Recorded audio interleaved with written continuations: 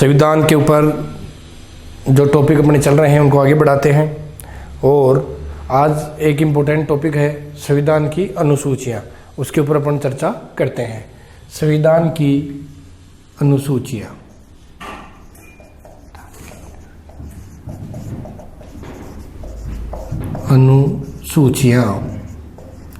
देखो छोटा सा टॉपिक है लेकिन एग्जाम की दृष्टि से काफ़ी इम्पोर्टेंट है। संविधान की अनुसूचियाँ, तो देखते हैं इसके बारे में अपन। संविधान की अनुसूचियाँ, मूल संविधान की यदि अपन बात करते हैं, मूल संविधान में 8 अनुसूचियाँ थी। मूल संविधान में 8 अनुसूचियाँ थी, लेकिन वर्तमान में 12 अनुसूचियाँ हैं। वर्तमान में कितनी हैं? 12 अनुसूचियाँ हैं, जबकि मूल संविधान में 8 अनुसूचियाँ उल्लेखित थी। और लेकिन वर्तमान में कितनी हो गई है? इनकी संख्या टोटल 12। तो एक क्वेश्चन तो आपका एग्जाम की दृष्टि से इंपॉर्टेंट है कि वर्तमान में कितनी अनुसूचियाँ हैं, तो आपका आंसर आएगा 12। और मूल संविधान में पूछे तो आंसर कितना आएगा? 8 अनुसूचियाँ। अब जो क्वेश्चन बनते हैं इनमें, वो क्वेश्चन किस प्रकार के एग्जाम में पूछे गए हैं या पूछे जा सकते हैं, उनके ऊपर भी अपन चर्चा करते रहेंगे, किस प्रकार से पूछे जाते हैं। तो देखते हैं आगे। प्रथम अनुसूची, फर्स्ट यदि अनुसूची की यदि अपन बात करते हैं, फर्स्ट अनुसूची में किन का उल्लेख है, किसके बारे में बताया गया है, तो इसमें भारत के राज्यों व संघ शासित प्रदेशों का उल्लेख है। संघ शासित प्रदेशों का उल्लेख है, यानी वर्णित है। भारत के राज्यों व संघ शासित प्रदेशों का क्या है? इसमें उल्लेख है। वर्तमान परिप्रेक्ष्य में यदि आपसे पूछे तो देखो, वर्तमान में राज्यों की स्टेट अपने टोटल कितने हैं? 28 हैं। और जो केंद्र शासित प्रदेश है, संघ शासित केंद्र शासित जो प्रदेश हैं, उनकी संख्या कितनी है? 8। कितनी है? 8 है। यानी जम्मू कश्मीर जो राज्य है, इसका राज्य का दर्जा समाप्त हो गया और जम्मू कश्मीर व लद्दाख 2 क्या बन गए? अपने केंद्र शासित प्रदेश। उसी प्रकार से दमन दीप व जो दादरा नगर हवेली है, उनको 1 कर दिया गया, तो वो दोनों 1 हो गए, जबकि जम्मू कश्मीर का राज्य का दर्जा समाप्त हो गया और जम्मू कश्मीर व लद्दाख दोनों अलग केंद्र शासित प्रदेश बन गए हैं। तो वर्तमान में केंद्र शासित प्रदेशों की संख्या कितनी है? 8। और राज्य अपने कितने हो गए? 28। राज्य कितने हो गए अपने? 28। तो जो प्रथम अनुसूची है उसमें भारत के राज्यों व संघ शासित प्रदेशों का क्या किया गया है? उल्लेख किया गया है। वर्तमान में 28 राज्य व 8 क्या हैं? संघ शासित या केंद्र शासित प्रदेश हैं। नेक्स्ट देखो, दूसरी जो सेकंड नंबर की अपनी अनुसूची आती है, इसमें प्रमुख पदाधिकारियों के वेतन भत्तों का उल्लेख किया गया है। दूसरी जो अनुसूची है, इसमें प्रमुख पदाधिकारियों के वेतन भत्तों का उल्लेख है। प्रमुख पदाधिकारियों के वेतन भत्तों का उल्लेख है। प्रमुख पदाधिकारियों की किनका उल्लेख है? वेतन भत्तों का। प्रमुख पदाधिकारी हैं, उनके वेतन भत्तों का जो उल्लेख मिलता है वो कौन सी अनुसूची में मिलता है? सेकंड नंबर की अनुसूची में अपने को उल्लेख मिलता है। अब ये तो आपको पूछेगा नहीं, आपको एग्जाम की दृष्टि से फोर्स में पूछ सकता है कि जैसे वर्तमान में राष्ट्रपति का वेतन कितना है? वर्तमान में राष्ट्रपति का वेतन कितना है? तो आपका आंसर आएगा 5 लाख रुपए। कितने हैं? 5 लाख रुपए।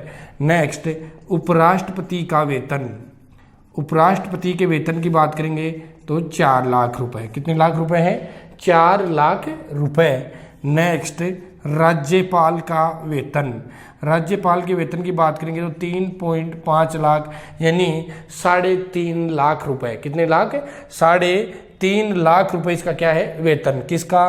राज्यपाल का। तो राष्ट्रपति का जो वेतन है 5 लाख रुपए, उपराष्ट्रपति का 4 लाख रुपए, राज्यपाल का 3.5 लाख रुपए वेतन है। नेक्स्ट, सुप्रीम कोर्ट के मुख्य न्यायाधीश का जो वेतन है वो है 2,80,000 रुपये। जो अन्य न्यायाधीश हैं सुप्रीम कोर्ट के, उनको वेतन मिलता है 2,50,000 रुपये। हाई कोर्ट के मुख्य न्यायाधीश को, हाई कोर्ट के मुख्य न्यायाधीश को भी कितना मिलता है, 2,50,000 रुपये मिलते हैं। तो ये प्रमुख पदाधिकारियों के क्या है, वेतन।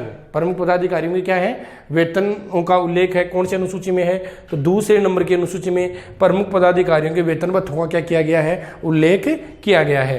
तो राष्ट्रपति को 5 लाख, उपराष्ट्रपति को 4 लाख रुपए, राज्यपाल को 3.5 लाख रुपए, सुप्रीम कोर्ट के मुख्य न्यायाधीश को 2,80,000, अन्य सुप्रीम कोर्ट के न्यायाधीशों को 2,50,000, जबकि हाई कोर्ट के मुख्य न्यायाधीश को कितना मिलता है, 2,50,000 रुपये वेतन मिलता है। तो ये अपने प्रमुख पदाधिकारियों के क्या है, वेतन भत्तों का उल्लेख कौन सी अनुसूची में मिलता है, तो दूसरी अनुसूची में प्रमुख पदाधिकारियों के वेतन भत्तों का उल्लेख मिलता है। जबकि प्रथम अनुसूची में भारत के राज्यों व संघ शासित प्रदेशों का उल्लेख मिलता है। वर्तमान में 28 तो क्या है, अपने राज्य हैं, और 8 क्या है, केंद्र शासित प्रदेश हैं। 8 क्या है, केंद्र शासित प्रदेश हैं। नेक्स्ट देखें,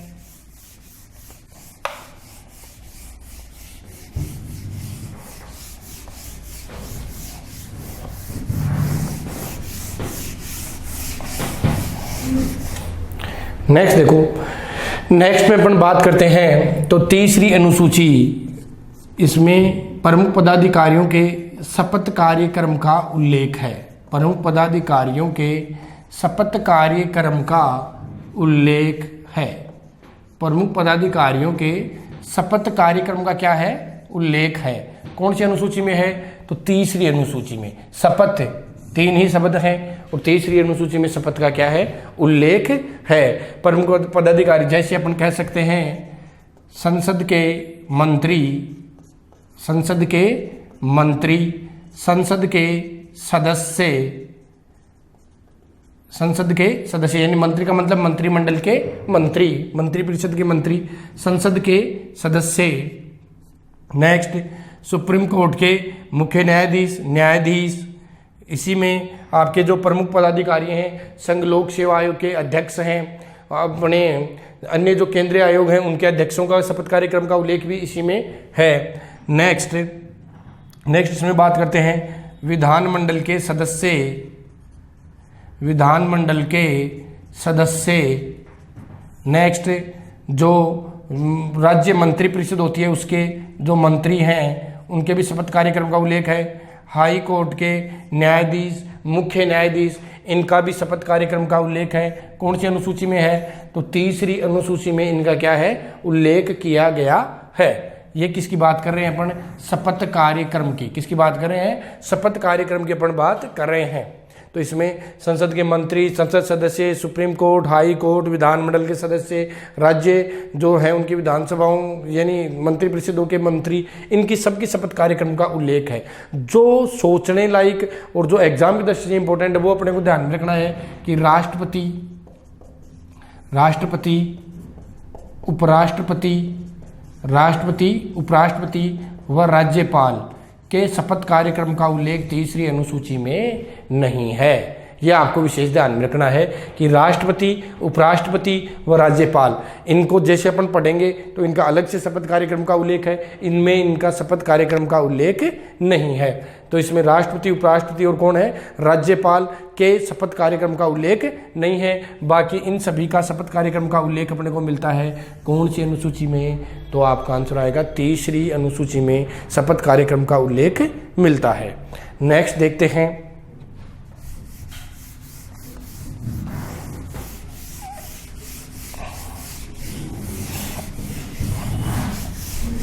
नेक्स्ट जो अनुसूची आती है अपनी 4 नंबर की अनुसूची।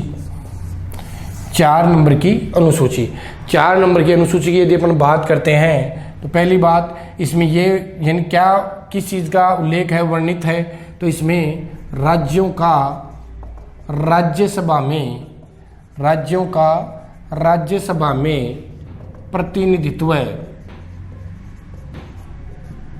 का उल्लेख है। इसमें राज्यों का राज्यसभा में प्रतिनिधित्व है, यानी भारत की संघात्मक शासन व्यवस्था की ओर ये संकेत करती है, संघात्मक शासन व्यवस्था का यानी जो झलक अपने को यहाँ पर दिखाई देती है इस अनुसूची में, कौन सी में, चौथे नंबर की अनुसूची में, यानी राज्यों का राज्यसभा में प्रतिनिधित्व का जो उल्लेख अपने को मिलता है वो कौन सी में मिलता है, अनुसूची नंबर 4 में। अनुसूची नंबर 4 में राज्यों का राज्यसभा में प्रतिनिधित्व है, यानी संघात्मक शासन व्यवस्था की ओर ये बात कर रही है। और राज्यसभा में यानी जो प्रतिनिधित्व है उसमें से अपने को ये न पूछकर क्वेश्चन पूछ सकता है कि कौन से राज्य की कितनी सीटें हैं राज्यसभा में। तो जैसे यूपी की सर्वाधिक सीटें हैं 31, कितनी है 31। यदि बात करते हैं महाराष्ट्र की तो महाराष्ट्र की कितनी है 19, महाराष्ट्र की कितनी है 19 है। तमिलनाडु की अपन बात करते हैं तो 18, कितनी सीटें हैं 18 सीटें हैं। तो जो एग्जामिनर आपको क्वेश्चन पूछेगा वो आपको ये डायरेक्टली पूछ सकता है कि महाराष्ट्र राज्य की राज्यसभा में कितनी सीटें हैं, तो आपका आंसर आएगा 19। या आपको 4 राज्य दे दे और 4 सीटें दे दे, फिर उनको सम्मिलित भी क्या करा सकता है, करवा सकता है एग्जामिनर। ये बड़ी एग्जाम की दृष्टि से, ये छोटी एग्जामों की दृष्टि से है। नेक्स्ट अपन बात करते हैं, और आज के यानी एग्जाम के दौर में कोई बड़ी छोटी एग्जाम नहीं है, कुछ भी पूछ सकता है एग्जामिनर। नेक्स्ट यूपी 31 सीटें हैं, महाराष्ट्र की 19 है, तमिलनाडु की 18 है। अब कुछ से राज्य ऐसे हैं जिनकी सीटें बिल्कुल सेम हैं, तो वो भी आपको थोड़ा सा ध्यान में रखना है। जैसे अपने राजस्थान की और उड़ीसा की, राजस्थान व उड़ीसा की जो सीटों की बात करेंगे तो दोनों की कितनी कितनी है 10-10 सीटें। कितनी सीटें हैं 10-10 सीटें हैं, किस किस की, राजस्थान की और उड़ीसा की। नेक्स्ट है पंजाब, असम और इसमें है एक तेलंगाना। पंजाब, असम व तेलंगाना, इन तीनों की हैं 7 सीटें। कितनी सीटें हैं 7 सीटें हैं। पंजाब राज्य की राज्यसभा में कितनी सीटें हैं 7 सीटें हैं। असम की भी 7 सीटें हैं और तेलंगाना की भी कितनी सीटें हैं 7 सीटें हैं। इसी प्रकार से और देखते हैं तो मध्य प्रदेश की, गुजरात की व आंध्र प्रदेश की राज्यसभा में कितनी सीटें हैं, तो 11 और 11। कितनी सीटें हैं टोटल 11 सीटें हैं इन तीनों की। किन की, मध्य प्रदेश की, गुजरात की और आंध्र प्रदेश की। टोटल कितनी सीटें हैं, मध्य प्रदेश की भी 11, गुजरात की भी 11 और आंध्र प्रदेश की भी 11 सीटें हैं। तो आपको ये भी कॉम्बिनेशन ध्यान में रखना है कि गुजरात, आंध्र प्रदेश और मध्य प्रदेश की कितनी सीटें हैं 11। पंजाब, असम और तेलंगाना की कितनी सीटें हैं 7 और 7। राजस्थान और उड़ीसा की कितनी है 10 और 10 हैं। नेक्स्ट और देख लो इसमें आप दिल्ली व उत्तराखंड, दिल्ली की देख लो व उत्तराखंड की देख लो। दिल्ली की भी 3 है और उत्तराखंड की भी कितनी है 3 सीटें हैं। किसमें, राज्यसभा में। किसकी बात है ये, राज्यसभा की बात है। और भी कॉमन देख सकते हैं, जैसे झारखंड की कितनी सीटें हैं 6 सीटें हैं। केरल की कितनी सीटें हैं राज्यसभा में, तो 9 सीटें हैं। कितनी सीटें हैं 9 सीटें हैं।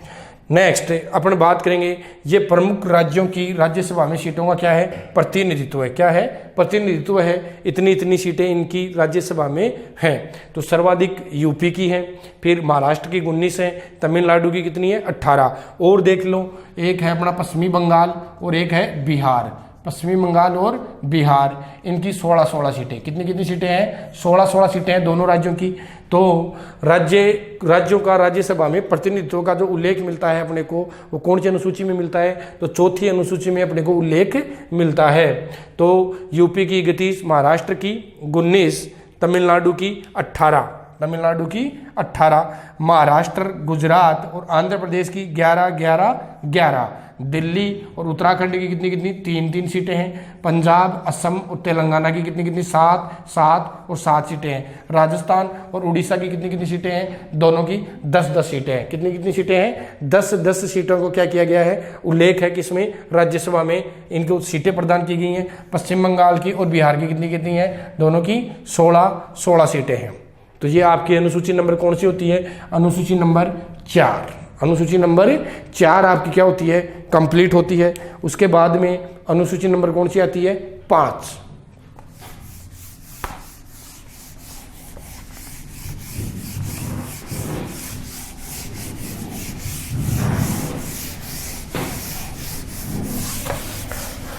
अनुसूची नंबर 5 की बात करते हैं अपन। अनुसूची नंबर 5, इसमें अनुसूचित जातियों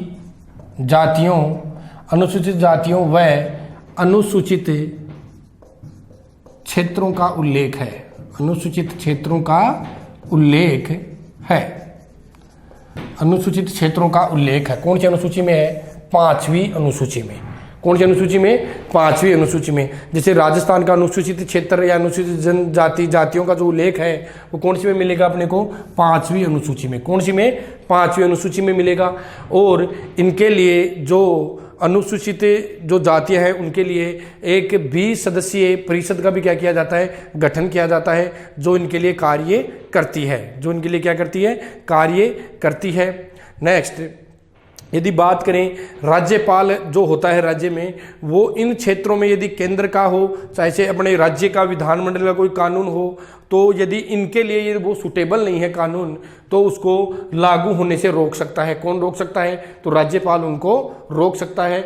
और इनकी जो रिपोर्ट होता है राज्यपाल राष्ट्रपति को सुपुर्द करते हैं। किसको सुपुर्द करते हैं? राष्ट्रपति को सुपुर्द करते हैं। ये बात कौन सी अनुसूची की? अपनी 5वीं अनुसूची की। कौन सी की है? 5वीं। और इसी की सेम एक अनुसूची आती है 6वीं। कौन सी आती है? 6वीं आती है। उसमें भी अनुसूचित क्षेत्रों व अनुसूचित जातियों के लिए क्या किए गए हैं? प्रावधान किए गए हैं। लेकिन उसमें विशेष रूप से यानी मिजोरम,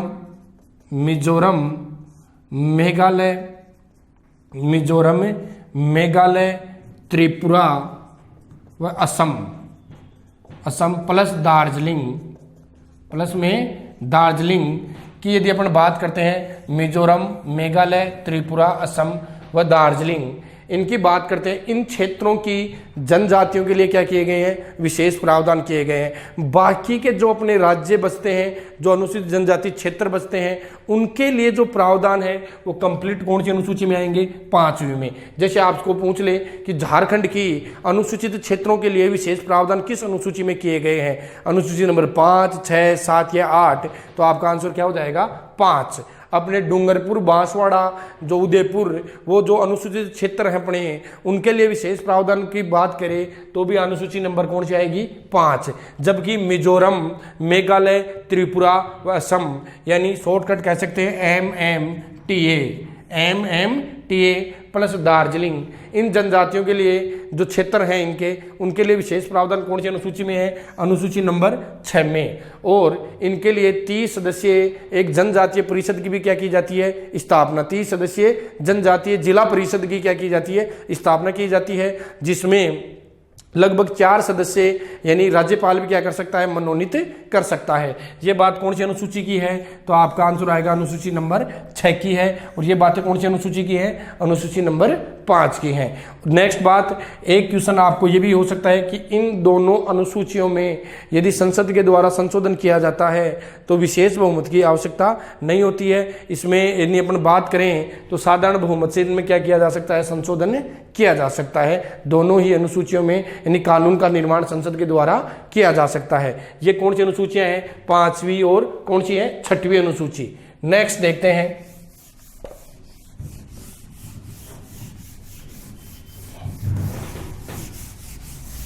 देखो ये जो 7वीं अनुसूची है, अभी ये 7वीं अनुसूची एग्जाम की दृष्टि से काफी क्या है? इंपॉर्टेंट। 7वीं अनुसूची आपको मैंने बताया कि 1935 के भारत शासन अधिनियम में शक्तियों का क्या हुआ था? विभाजन। उस समय थे 59, 54 और 36 विषय, यानी 59 विषय अपनी संघ सूची में, 54 विषय राज्य सूची में, 59, 54 और 36 विषय अपनी कौन सी सूची में थे? समवर्ती सूची में उल्लेखित थे। लेकिन यदि अभी बात करते हैं मूल संविधान की, इस बात को आप समझने का प्रयत्न करना। मूल संविधान, और मूल संविधान की बात करेंगे एक तो, और एक बात करेंगे अपन, देखो ये है आपकी 7वीं अनुसूची। कौन सी है? 7वीं अनुसूची। इसमें बात करेंगे अपन, एक तो है अपना मूल संविधान। कौन सा संविधान है? मूल संविधान। और एक बात करेंगे अपन वर्तमान की, एक बात करेंगे वर्तमान की। एक अपनी संघ सूची, एक कौन सी है? संघ सूची, यानी शक्तियों का क्या किया गया है? विभाजन। संघ सूची है। एक कौन सी सूची है? राज्य सूची। कौन सी है? राज्य सूची है। और एक कौन सी है? समवर्ती सूची। एक कौन सी है? समवर्ती सूची। ये 3 सूचियां हैं अपनी, संघ सूची, राज्य सूची व समवर्ती सूची। अब देखो क्वेश्चन के जो प्रारूप जो पूछा जाता है एग्जाम में, यदि अपन बात करते हैं मूल संविधान की, तो मूल संविधान में संघ सूची में कितने विषय थे? तो आपका आंसर आएगा 97। कितने विषय थे? 97 विषय थे। राज्य सूची में कितने थे? 66 विषय थे। और समवर्ती सूची में कितने थे? 47। कितने विषय थे? 47 विषय थे। वर्तमान की यदि बात करते हैं तो इसमें कितने विषय हैं? 100 विषय है। नेक्स्ट, इसमें कितने विषय हैं? 61 विषय हैं। और इसमें कितने हैं? 52। कितने विषय हैं? 52 विषय हैं। तो वर्तमान की बात करते हैं तो संघ सूची में 100 विषय हैं, राज्य सूची में 61 विषय हैं और समवर्ती सूची में कितने हैं? 52 विषय हैं। इसमें यदि अपन बात करेंगे कि 42वें संविधान संशोधन 1976 के द्वारा 42वें संविधान संशोधन 1976 के द्वारा 5 विषय इसमें से क्या कर दिए गए? हटा दिए गए। तब कितने हो गए? इसमें 61। और इसमें क्या कर दिए गए? जोड़ दिए गए। तो इसमें 47 से कितने हो गए? 52। कितने हो गए? 52 विषय इसमें हो गए। नेक्स्ट, अब आपसे कई बार ये क्वेश्चन पूछे गए हैं एग्जाम में कि संघ सूची के प्रमुख विषयों का आपको पता होना चाहिए, कुछ राज्य सूची के विषयों का पता होना चाहिए और समवर्ती सूची के विषयों का पता होना चाहिए। तो संघ सूची में जैसे मैं आपको कहूं परमाणु कौन सी सूची का विषय है? तो आपका आंसर आएगा संघ सूची का विषय है। नेक्स्ट, संसार किस सूची का विषय है? तो भी संघ सूची का विषय है। रक्षा कौन सी सूची का विषय है? तो संघ सूची का विषय है। नेक्स्ट, इसमें बात करेंगे डाकघर भी किस सूची का विषय है? तो संघ सूची का विषय है। रेल किस सूची का विषय है? संघ सूची का। सेना ये भी किस सूची का विषय है? तो भी संघ सूची का विषय है। शेयर मार्केट किस सूची का विषय है? तो भी आंसर क्या आएगा? संघ सूची का। तो परमाणु, संचार, रक्षा, डाकघर, रेल, सेना, शेयर मार्केट और भी इसमें अपन देख सकते हैं, यानी NH नेशनल हाईवे, वो भी कौन सी सूची के विषय में आते हैं? तो संघ सूची में ही आते हैं। नेक्स्ट, मापकों का निर्धारण यानी मापकों का निर्धारण, वो भी कौन सी में आता है? संघ सूची में ही आता है। नेक्स्ट, अब जैसे अपन राज्य सूची के विषयों की बात करें तो इसमें कौन कौन से आते हैं? राज्य सूची में आ गया, जैसे अपन बात करेंगे यानी शराब कौन सी सूची का विषय है? तो आंसर आएगा राज्य सूची का विषय है। शराब कौन सी सूची का विषय है? राज्य सूची का। नेक्स्ट, पथकर यानी टोल टैक्स, पथकर ये भी कौन सी सूची के विषय में आते हैं? तो राज्य सूची के विषय में आते हैं। कौन से? पथकर। नेक्स्ट अपन बात करेंगे इसमें यानी भू राजस्व कर कौन सी में आएंगे? राज्य सूची में। विद्युत कर ये भी कौन सी सूची में आएंगे? राज्य सूची में ही आएंगे। नेक्स्ट, मेले साफ सफाई,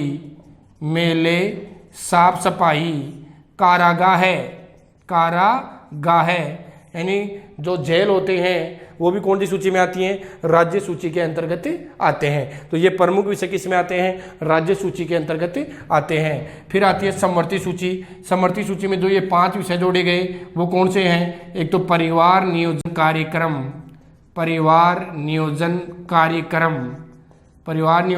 कार्यक्रम। नेक्स्ट है शिक्षा। नेक्स्ट है इसमें परिवार नियोजन कार्यक्रम हो गया, शिक्षा हो गई इसमें। इसी में पर्यावरण व वन पर्यावरण भी इसी में आते हैं। नेक्स्ट, माप तोल इसमें है, जबकि माप तोल के मानकों का निर्धारण है।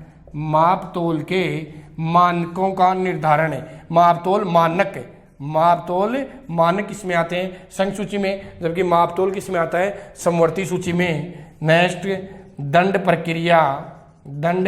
प्रक्रिया ये सब के सब किसमें आते हैं? समवर्ती सूची में। और इसमें देखना चाहो तो औद्योगिक विवाद भी इसी में आते हैं। नेक्स्ट, विद्युत यानी विद्युत पर कर तो आएगा राज्य सूची में, जबकि विद्युत किस में आएगा? समवर्ती सूची में आएगा। किस में आएगा? समवर्ती सूची में। नेक्स्ट बात करेंगे इसमें समवर्ती सूची में, तो इसमें जन्म मरण पंजीकरण, जन्म मरण पंजीकरण, ये भी किस में आएगा, विवाह, तलाक, ये सब के सब किस में आते हैं, समवर्ती सूची के अंतर्गत आते हैं। तो परिवार नियोजन कार्यक्रम, शिक्षा, वन पर्यावरण, महातोल, दंड प्रक्रिया, जन्म मरण पंजीकरण, विवाह, तलाक, विद्युत, औद्योगिक विवाद और आपकी प्रेस यानी जो अखबार आते हैं वो भी किस में आते हैं, समवर्ती सूची में। जो अखबारों की जो प्रेस होती हैं वो भी किस में आती हैं, समवर्ती सूची में। तो ये प्रमुख विषय कौन सी सूची के हैं, समवर्ती सूची के। ये कौन सी के हैं, राज्य सूची के। और ये कौन सी के हैं, संघ सूची के विषय हैं। और नेक्स्ट पार्ट में अपन जो बच गई हैं अपनी अनुसूचियां उनके बारे में अपन चर्चा करेंगे। जय हिंद।